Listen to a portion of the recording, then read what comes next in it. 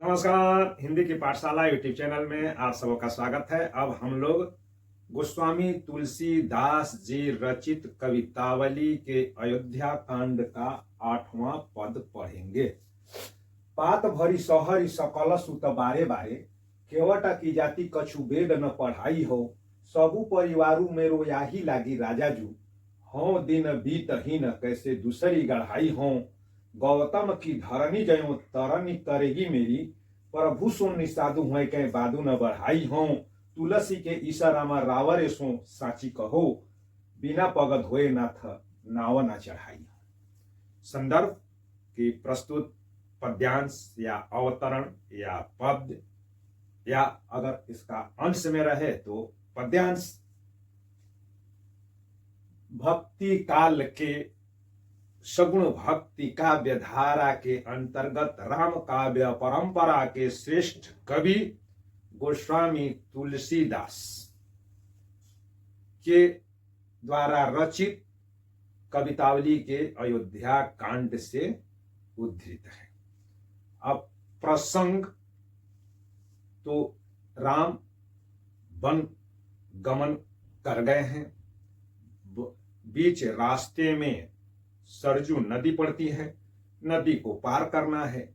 नदी को पार करने के लिए नाविक को बुलाते हैं, नाविक आता है और उनसे उनके पद को प्रक्षालित यानी कि पैर धुलवाने का जो है आग्रह करता है कि आप पैर धुलवाइए, उसके बाद ही मैं आपको अपनी नाव पर चढ़ाऊंगा।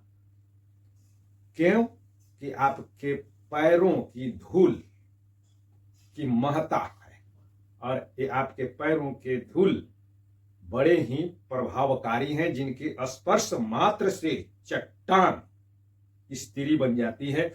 तो मेरी तो ये नाव काठ की नाव है जो पानी में रहते रहते और अधिक मुलायम हो गई है। अगर यह काठ की नाव स्त्री बन जाती है तो मेरे घर परिवार को कैसे जीवित रखा जा सकता है, या मैं अपने परिवार का पालन पोषण कैसे कर पाऊंगा। इसलिए बिना पैर आपका धोए मैं आपको नाव पर नहीं चढ़ाऊंगा।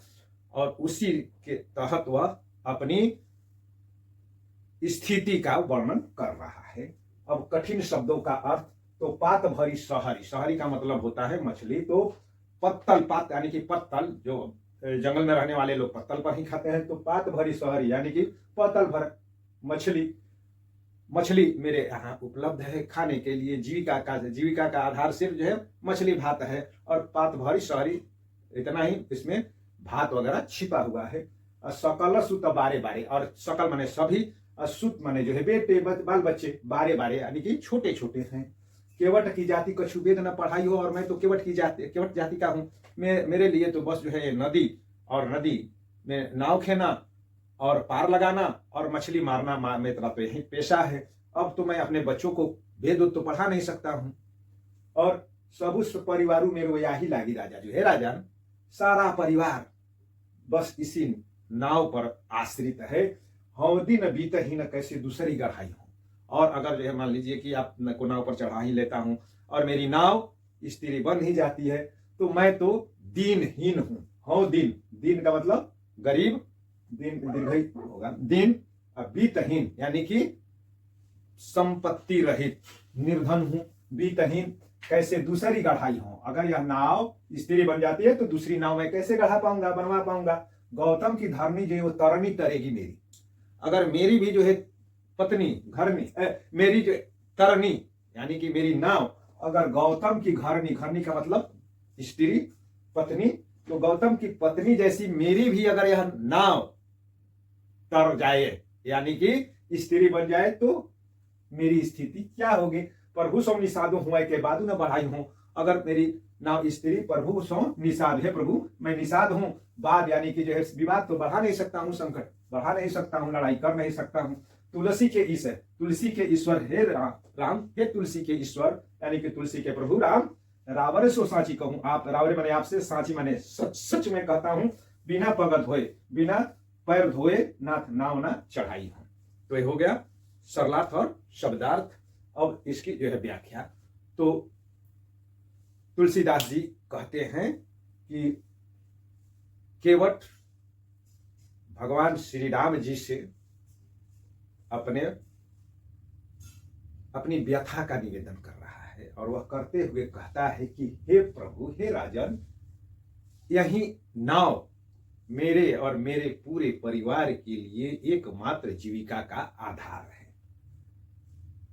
इसी नाव की वजह से पत्तल भर हम लोग मछली जो है प्राप्त कर पाते हैं, भात खा पाते हैं, और बच्चे जो हैं छोटे छोटे हैं, वे कुछ कर नहीं सकते हैं।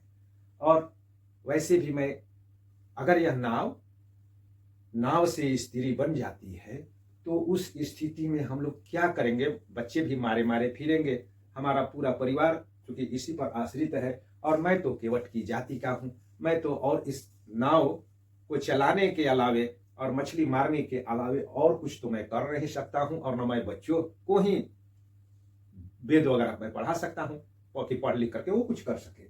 सारा परिवार, हे राजन, सारा परिवार मेरे इसी नाव पर ही जो है आश्रित है, मेरी कमाई पर ही आश्रित है, और मैं बहुत ही निर्धन हूं, दरिद्र हूं, बीतहीन हूं, यानी कि मेरे पास रुपया पैसा कुछ नहीं है कि अगर यह नाव स्त्री बन जाती है तो मैं दूसरी नाव बनवा सकूं, गौतम की बनवा सकूं।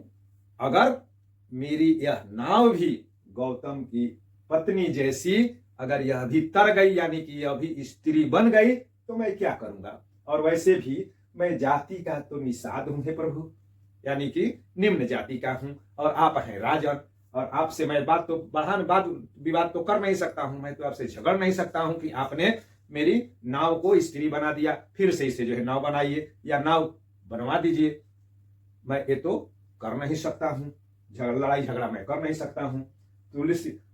तुलसी के इशारा में रावरे सो साची कहे, तो तुलसीदास जी के प्रभु श्री राम, मैं आपसे जो है साथ जो है कह रहा हूं, बिल्कुल इसमें कोई लाग लपेट नहीं कि बिना पग धोए, बिना आपके पैरों को धोए हुए मैं आपको नाव पर नहीं चढ़ा सकता हूं। इसके पहले वह अभी कहा है कि चाहे मार लीजिए, मुझे मार दीजिए, मगर मैं आपको नाव पर बिना आपके पैरों को धोए हुए नहीं चढ़ा सकता हूं।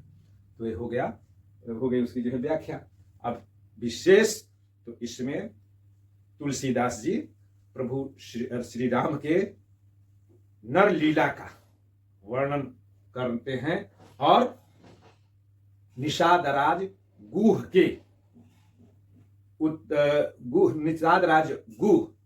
के चारित्रिक उत्कर्ष का वर्णन करते हुए यह बताने का जो प्रयास करते हैं कि ईश्वर जो अवतारी रूप में अवतारी मानव हैं, वे मानव लीला कर रहे हैं, और निषाद की जो है भक्ति के वे बस में हो जाते हैं, भगवान भक्त के बस में होते हैं। वे राम जो इतने वैभवशाली हैं, प्रभावशाली हैं, वे एक निषाद से हट कर रहे हैं। जो राम इतने प्रभावशाली हैं कि उस नदी को भी जो है सुखा सकते थे, और उस नदी भी जो है राह दे सकती थी, मगर प्रभु लीला करने के लिए नाविक के आगे झुक रहे हैं। तो ये हुई उनकी नरलीला। अब विशेष तो ब्रजभाषा है, तुलसीदास जी अवधि के मूल रूप से कवि हैं, मगर ब्रजभाषा में भी उनकी बहुत ही जबरदस्त पकड़ है, और इसका यह उदाहरण है कि तुलसीदास को ब्रजभाषा में भी सिद्धि प्राप्त है, सरल है, स्वाभाविक है, प्रभावशाली है, भाषा में जो है लाक्षणिकता है, और भाषा में गीत संगीतात्मकता के लिए इन्होंने अलंकारों का, विशेष करके अनुप्रास अलंकार का बड़ा ही जो है सटीक प्रयोग किया है। इसमें अंत्यानुप्रास भी है और छेकानुप्रास है। स